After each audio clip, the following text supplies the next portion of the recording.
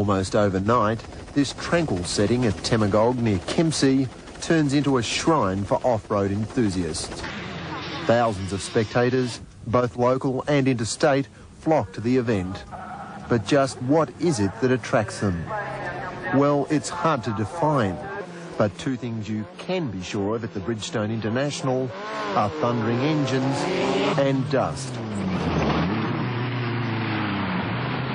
Unlike some motoring events, the Bridgestone International in its 12th year has become very much a family affair. Children make up a big percentage of the crowd. Their early association with motorsports, the catalyst for some engineering ingenuity.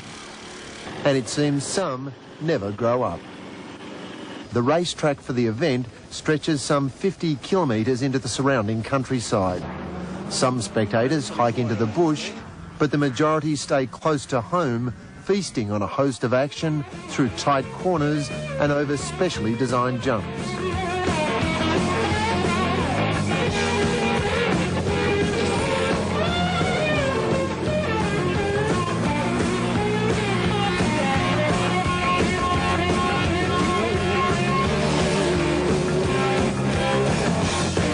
The event and off-road racing have undergone some big changes over the last decade, with factory sponsorship leaving the leading competitors in a different class to the rest of the field.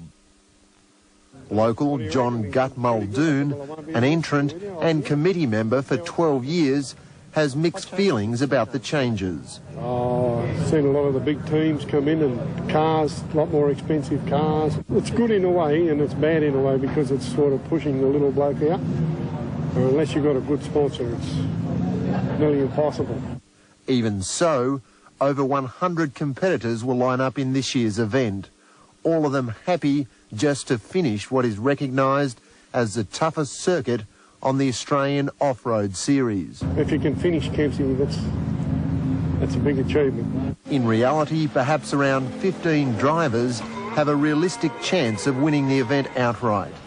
But that appears of little consequence to them or the spectators, as this event is all about that great Aussie tradition of having a go.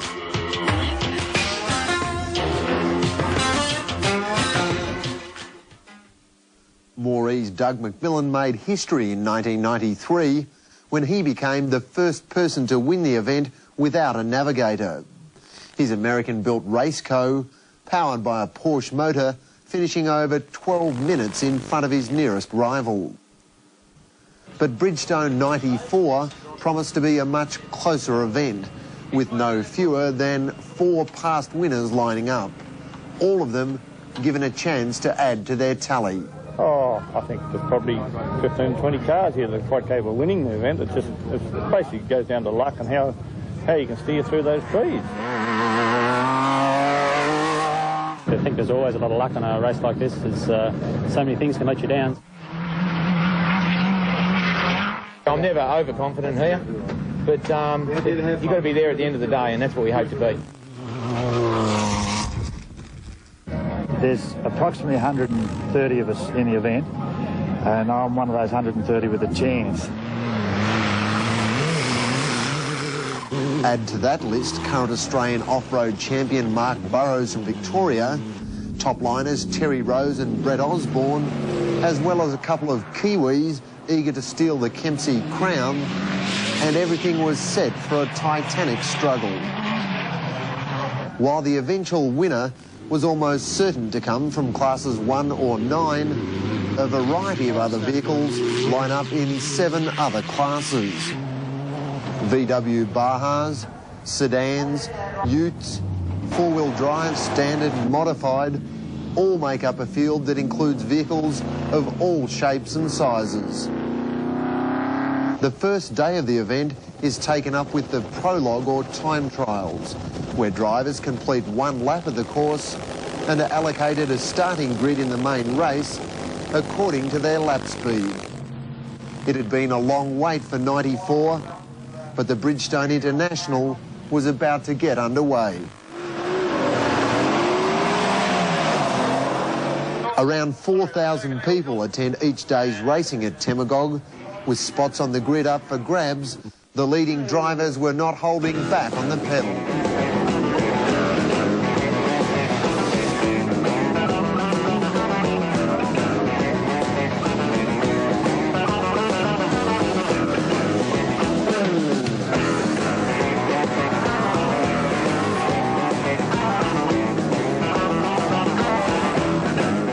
Less than 2/3 of the field complete the Bridgestone International. One of the more unusual entrants in the race, this Porsche driven by Brookvale's Graham Lees, also ran into some early trouble.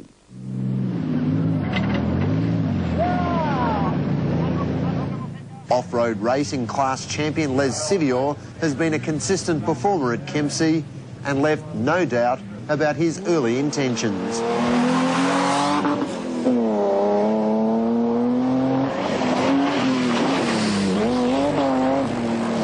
Another crowd favourite, Maitland's Barry Johnson. After his car burnt out last year, fellow competitors threw around the hat, coming up with $7,000. Several motoring companies also came to the party. And finally, it was the turn of many of the race favourites. The track at Temagog is around 50 kilometres long, winding its way through a range of obstacles. Dry conditions ensured drivers would have to contend with plenty of dust, and I mean plenty. The Kiwi connection of father and son, David and Danum Templeman, was seen as somewhat of an unknown force. After completing his prologue, Father David had this to say about the track. Yeah, it's a little bit different to what we do. Whereas we race between the trees, we race on roads between the trees. They virtually race between the trees here, and I think it's a job of more 70% of concentration and 30% of ability. While 16-year-old Danum, not even old enough to hold a licence, was happy with his start. Oh, I think I had a pretty good run. I didn't make too many mistakes, and I think I did pretty good considering. Both put in a solid performance, Dad qualifying in the 9th fastest, while Danum came in at 24th. Out on the track, it's every man for himself. A slower vehicle failing to give room is left in no doubt as to the feelings of the driver behind him.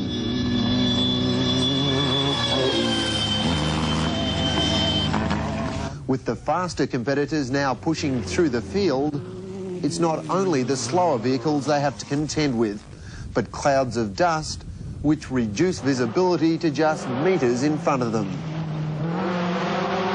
Terry Rose, with wife Maureen navigating in this raceco, similar to that of last year's winner Doug McMillan, was in good shape at the halfway mark of the prologue and continued that way to grab 4th fastest time of the day.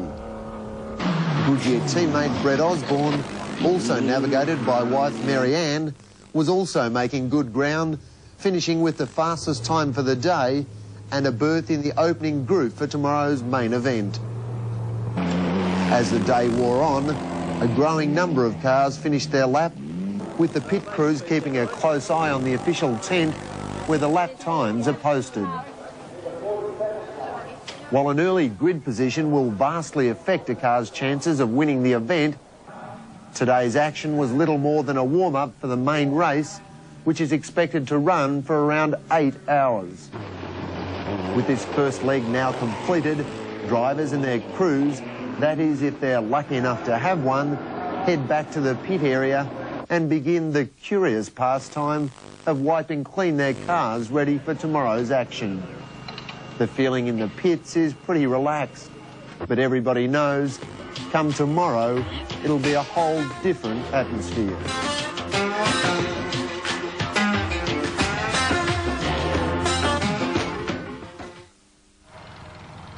It's just before 6 on Sunday morning, and while many people are curled up in bed, things are already starting to hot up at Temagog. A constant stream of cars files down the road, preparing for an early start for what promises to be a long day.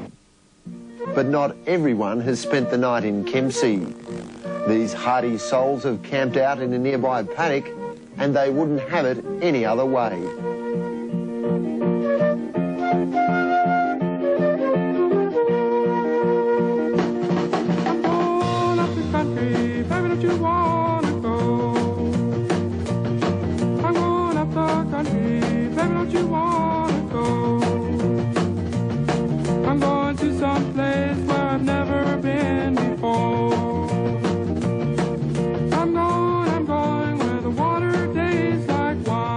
Back at trackside, and the better prepared are lining up for a bowl of cornflakes.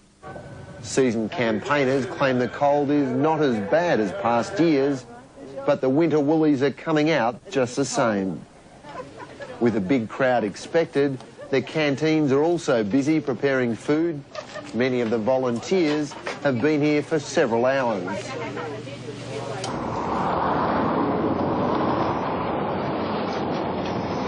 Spectators continue to pour in. The pit crews are also keeping themselves busy. There's plenty to be done before the race starts at 7:30.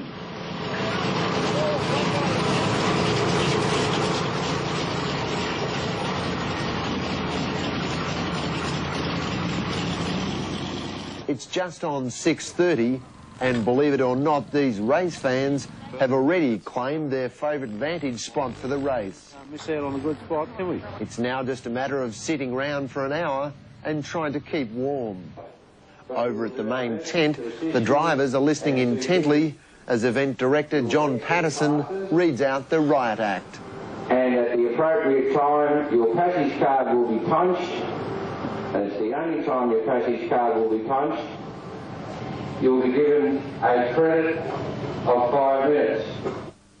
It's imperative that drivers adhere to a strict set of rules to ensure the race is conducted in the safest and most efficient way possible. Elsewhere, groups of officials are also preparing themselves for a busy schedule. Hundreds of these motoring enthusiasts give up their weekend and do it with a smile. And finally, the big moment arrives.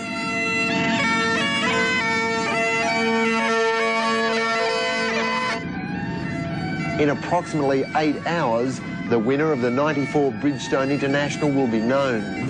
But in between then and now, a lot of things can and do go wrong. And thank you to our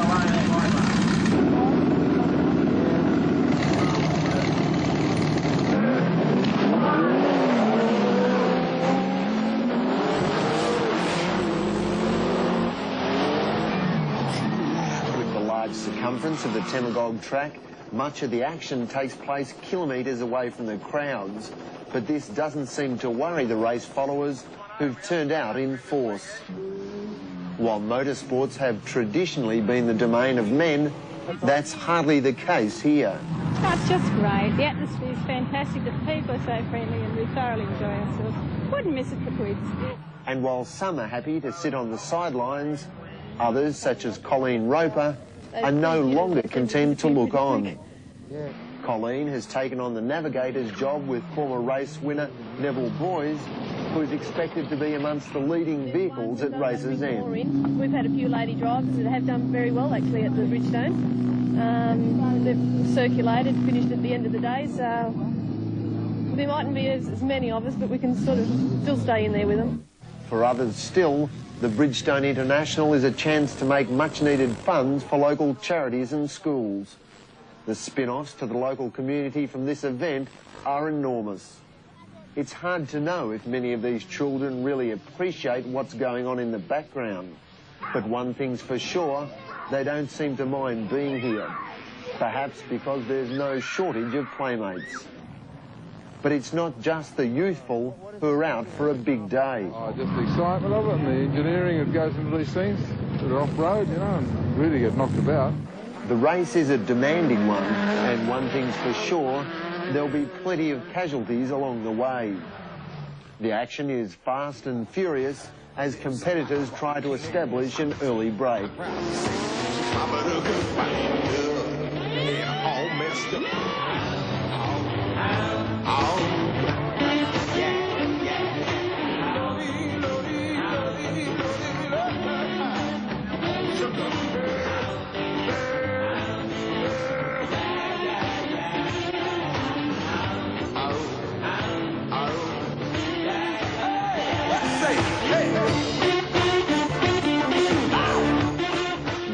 just a matter of wait and see as the race unfolds.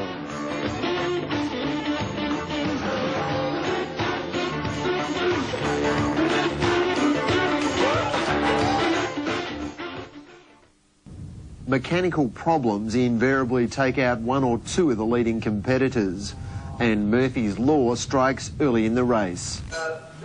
Last year's winner, Doug McMillan, is back in the pits after just one lap.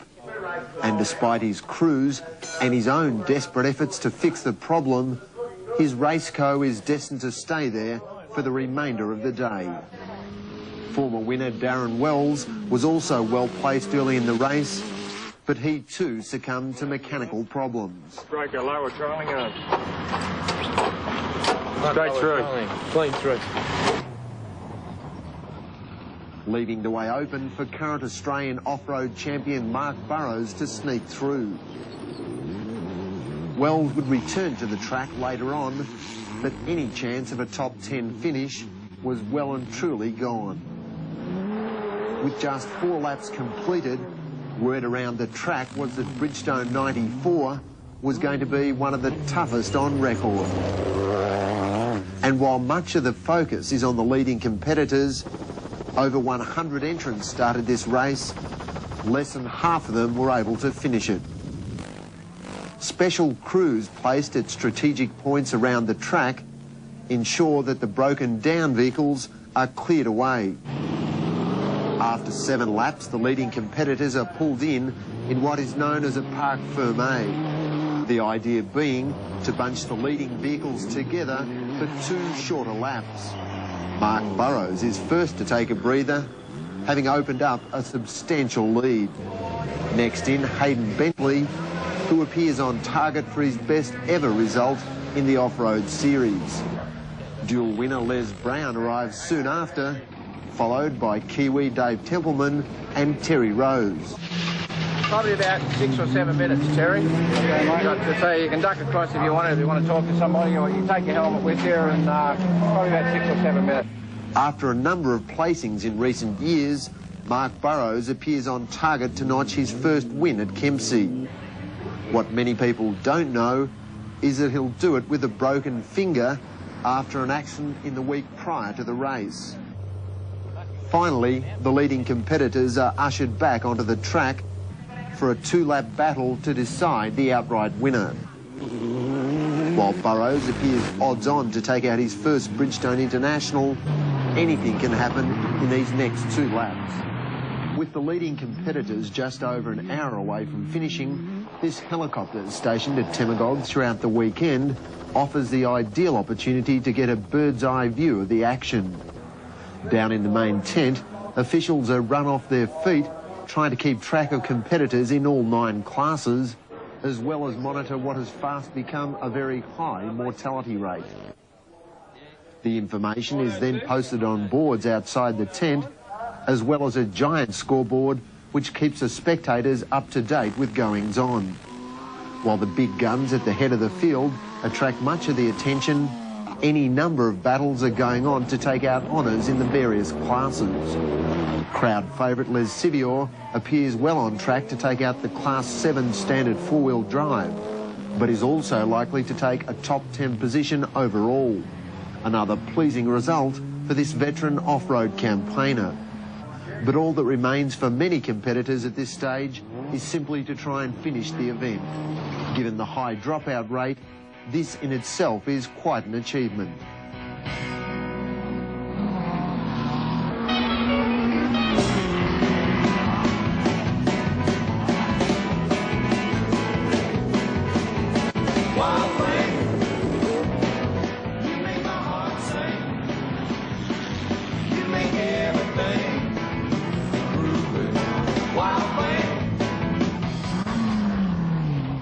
With growing wear and tear on the circuit, large clouds of dust make the job of those working trackside more than a little uncomfortable. At times, human figures simply disappear into the haze. While the race is drawing to a close, it would be unfair not to highlight the contribution of the pit crews. These often unheralded individuals spend plenty of time prior to the race getting their vehicles in perfect running order and then spend much of the weekend in the pit area. Their support is imperative to any competitor, be it a winner or just someone trying to finish. The race has been in progress for nearly 7 hours, and Mark Burrows appears from the first of his 2 shortened laps. He quickly checks in with officials and sets out on his final lap.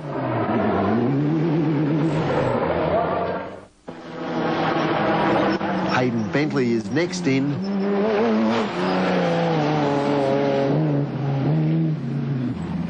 Followed by 2-times winner Les Brown. Burrows only needs to complete this lap without a major mishap, and the Kempsey crown will be his. After a nervous wait by the Bridgestone crew, Mark Burrows finally appeared after nearly 8 hours at the wheel to claim his first Bridgestone International and go a long way towards securing successive national off-road titles. After a string of minor placings, it was a popular victory. Hayden Bentley finished the last lap without incident to grab 2nd position and his best ever result. The jubilation in his camp was clear to see. 2-times winner Les Brown made it 1st and 3rd for Bridgestone-sponsored entrants when he came home next. After dropping out with mechanical problems last year, Brown had returned in style. The rest of the field slowly filed in, but as they say, to the victor go the spoils. It had been a long wait for Burrenbeat's Mark Burrows, but finally he'd conquered his biggest hurdle, the Bridgestone International. Burrows paid tribute to his crew before tradition set in.